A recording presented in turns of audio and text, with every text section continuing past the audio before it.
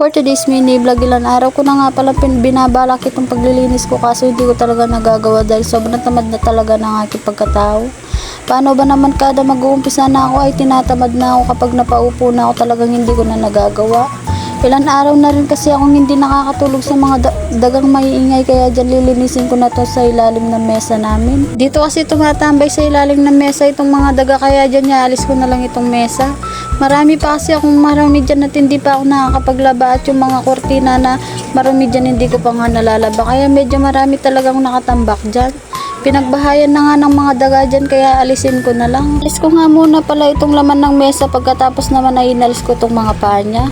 Itatabi ko nga muna itong mesa dahil hindi naman nagagamit, nilalagyan ko lang naman ng lalagyan ng mga pinggan. At palagi naman marumi kada umaga, kaya dyan naalisin ko na dahil talagang nai-stress na ako kada umaga, nakikita ko talagang dumi ng mesa. Hihirapan pa nga ako dito sa pag-alis ng isang paa nitong mesa. Hindi ko pa nga ito nababayad kaso nasira na nga. Kasi nga nung una ko nga kinuha to, yung tinilagay ko yung paa niya ay bigla na lang naputol. Nag-upisa na nga ako magalis dyan at tinapon ko na rin yung mga bagay na hindi na ginagamit. Hindi pa nga ako nakakalahati sa ginagawa ko, nagpahinga na ako. Paano ba naman napakainit sa loob namin at napagod na ako. Pagkatapos ko naman pala magpahangin dyan ay inupisan ko na talaga yung pagwawalis at tinalis ko na talaga yung mga tahi ng daga dyan. Napakarami talaga at amoy talagang hihi ng daga. Nilampaso ko na rin pala dyan para hindi talaga mangamoy yung mga hihi ng daga, para ilagay ko na rin dyan yung mga ibang damit. Marami pa nga napagluman na tsinelas ang mga anak ko dyan, kaya hindi pa nga natatapon. Sinasabi ko sa nila itapon nila. Dyan nga ay tinambak ko na dyan yung dapat na itapon, kaya dyan inalis ko na rin yung mga ibang dumi-dumi. Dapat pala ang gagawin ko dyan ko pala ilalagay yung mga Durabox kasi nga medyo masikip na dito sa loob namin. Kaso lang naisip ko nga ay medyo tumutulo, kaya hindi pwede yung Durabox dyan kapag wala na lang tumutulo.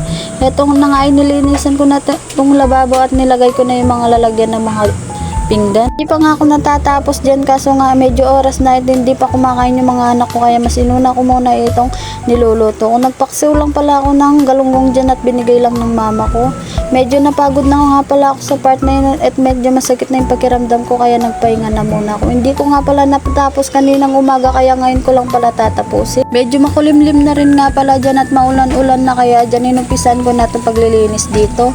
Dito nga ay nangiram muna akong panglampaso kila mama ko kasi nahihirapan na talaga akong tumayo kapag nakaupo ako naglalampaso. Pagkatapos ko naman pala linisin ito sa tabi ng kalan, ito naman dito sa may malapit sa harapan namin. Iwinalis-walis ko na rin pala kasi napakarami talaga ng plastic dyan, kaya nagwalis na rin ako. Pagkatapos ko naman pala magwalis dyan ay tinapon ko na rin at tinawag ko na rin yung anak ko. Medyo makulimlim na nga, kaya dyan tinawag ko na. Dito nga ay naglampaso muna ako dito ay. Pagkatapos ko naman pala maglampaso dito naman sa loob yung inumpisaan ko na linisin. Paano ba naman, tignan nyo naman, napakarami talaga dito sa loob namin. Kahit makita kasi nila yung kalat, hindi talaga nila ikukusa. Kung hindi mo talaga sila bubungangaan, hindi nila aalisin yung mga kalat. Eto nga ay nagluto na rin ako kasi medyo maulan-ulan na nga, baka mag-brown out at medyo baka tumulo dito sa mga pinaglulutuan ko.